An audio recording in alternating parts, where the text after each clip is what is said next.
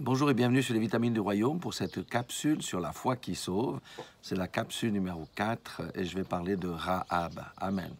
Et pour connaître Rahab, nous devons aller dans Hébreux 11:31 parce qu'il est dit ceci, c'est par la foi que Rahab, prostituée, ne périt pas avec les rebelles parce qu'elle avait reçu les espions avec bienveillance. Amen. Ça, c'est une histoire remarquable. Il faut aller dans Josué au chapitre 2 si on veut tout lire. Mais c'est une histoire remarquable qui explique la foi, la grâce et le salut.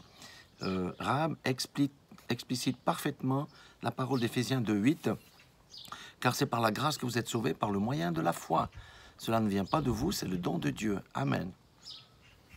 Alors, si je fais un petit résumé du chapitre 2 de Josué, Rahab, c'était qui? C'était une prostituée étrangère qui avait entendu les exploits de l'Éternel en faveur d'Israël et reconnu que l'Éternel était le vrai Dieu et que ses dieux à elle ou de son peuple étaient sans puissance.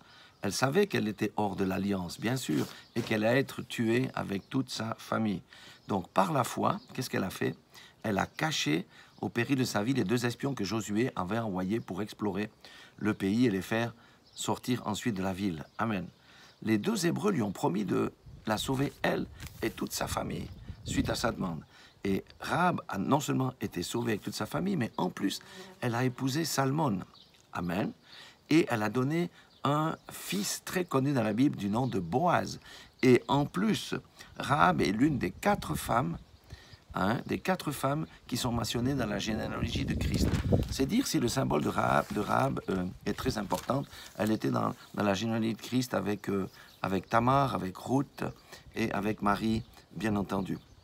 Alors Rahab et nous, et le salut. Comme Rahab, nous étions étrangers à l'alliance de Dieu avec son peuple. Comme Rahab, nous avons entendu la parole de Dieu et reconnu l'œuvre du salut et de la rédemption dans la personne de Jésus-Christ, puisque nous disons que la foi vient de ce qu'on entend. Donc, nous qui sommes sauvés, nous avons entendu la parole de Dieu et nous avons cru par la foi au sacrifice de Jésus-Christ et pour le pardon des péchés et le salut de nos âmes. Comme Rahab, nous sommes entrés par la foi dans l'alliance avec Christ, c'est la nouvelle alliance. Comme Rahab, nous avons posé des actes. Amen. Pour nous, c'est quoi les actes que nous avons posés? C'est la repentance, le baptême et la marche en nouveauté de vie. Alléluia. Ça veut dire que nous allions à l'est, maintenant nous allons à l'ouest. Nous allions au nord, maintenant nous allons au sud. Nous avons un changement de vie radical dans notre manière de penser, dans la manière dont nous fonctionnons. Nous renonçons au monde et nous prenons notre croix pour suivre les pas de Jésus-Christ. Amen. C'est ça, la foi qui actionne la grâce. Vous voyez, Rahab n'avait pas mérité d'être sauvée, mais elle a eu la foi qui a actionné la grâce du salut pour elle et pour sa famille. Amen.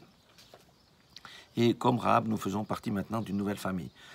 En plus, l'histoire de Rahab démontre que le salut est personnel. Alléluia. Tout le peuple de Jéricho aurait pu faire comme Rahab et hériter et chercher à entrer dans l'alliance avec le Dieu d'Israël.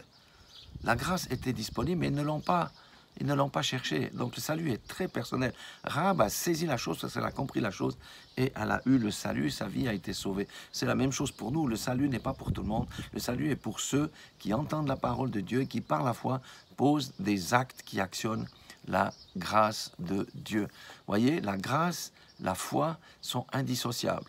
Et il y a une chose qu'on pourrait rajouter, mais qui n'est pas mentionnée dans le verset de Éphésiens 2:8, c'est quoi? C'est l'obéissance à la parole de Dieu. Alléluia. Et encore aujourd'hui, la grâce est disponible, mais peu la saisissent par la foi. Alléluia, pour entrer dans l'alliance. Si quelqu'un entend ce message, sache qu'il peut entrer dans l'alliance avec Christ par la repentance, le baptême et la soumission à la parole de Dieu. Et sa vie changera radicalement, il sera libéré du péché. Et Christ, à travers lui, accomplira des choses merveilleuses. Voyez, les plans du salut, c'est vraiment merveilleux. Nous sommes sauvés par grâce, c'est-à-dire c'est pas par nos œuvres.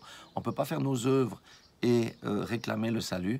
Mais d'abord, nous devons croire en l'œuvre de Jésus-Christ et notre foi doit se manifester de manière concrète. La foi est quelque chose de concret, de vivant. Nous l'avons vu avec Noé, nous l'avons vu avec Abraham, on peut le voir encore avec Moïse, avec Gédéon, avec beaucoup de personnes. La foi n'est pas intellectuelle, elle vient du cœur. Amen.